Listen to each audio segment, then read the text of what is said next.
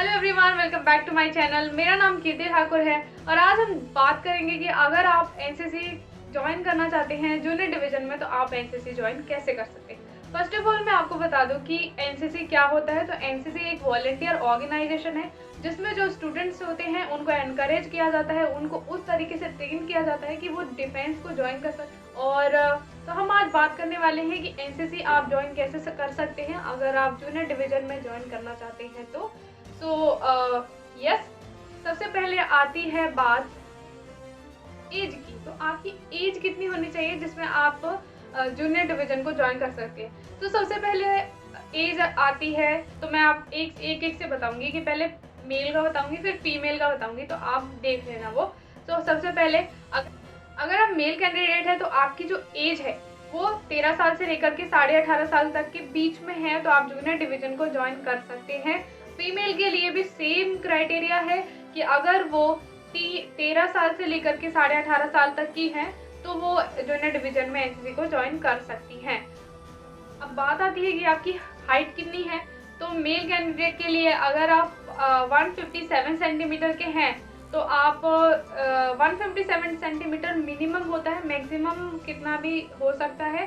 आपकी हाइट अगर उससे ज़्यादा है तो बहुत अच्छी बात है, पर अगर आपकी मिनिमम 157 सेंटीमीटर है तो आप ज़रूर आप इजीली एनसीसी ज्वाइन कर सकते हैं।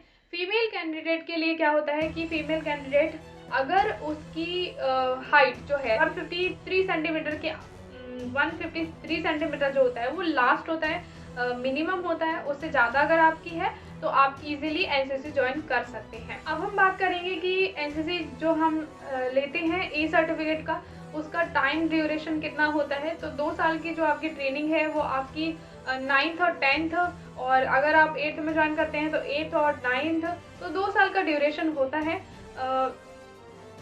ए सर्टिफिकेट के लिए। और अगर आपकी अच्छे परसेंटेज आ गए ए सर्टिफिकेट में तो आप बी सर्टिफिकेट में जा सकते हैं और सी सर्टिफिकेट भी ले सकते हैं। तो यहाँ पे बहुत ही ज़्यादा इम्पॉर्टेंट होता है कि पहले आप ए सर्टिफिकेट क्लियर करें। और अगर आप एनसीसी ज्वाइन भी कर लेते हैं तो एनसीसी ज्वाइन करने के बाद आपका मिनिमम 75% अटेंडेंस होना चाहिए परेड में या फिर जितने भी क्लासेस लगे हैं उसमें, तभी आप जा कर के आपको एग्ज़ाम देने के लिए मिलेगा। सो यस, अभी हम फिजिकल टेस्ट की बात कर रहे हैं। तो अब हम बात करेंगे यहाँ पे रनिंग कितनी होती है मेल और फीमेल के लिए। तो फीमेल के लिए 400 मीटर तक होता है, जो 400 मीटर तक ही रनिंग होती है, ज़्यादा नहीं होती है। 400 मीटर से लेकर के 600 मीटर तक हो सकती है। मेल कैंडिडेट के लिए क्या होता है कि boys it is 400 metre to 600 और 800 मीटर, उससे ज़्यादा जूनियर डिवीज़न में नहीं देखा जाता है। और भी फिज़िकल कई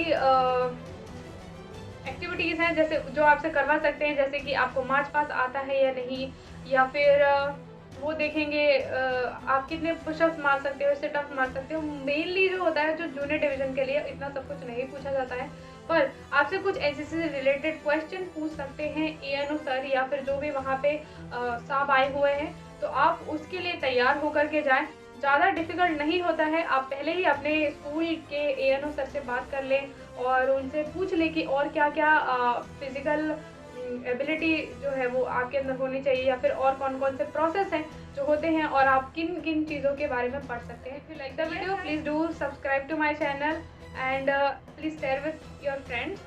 और अगर आप सीनियर डिवीज़न का फिजिकल टेस्ट प्रोसेस कैसे होता है तो आप जानना चाहते हैं तो मैं नेक्स्ट वीडियो ये सीनियर डिवीज़न के लिए बना रही हूँ, तो प्लीज़ आप वो जा करके देखिए। Thank you.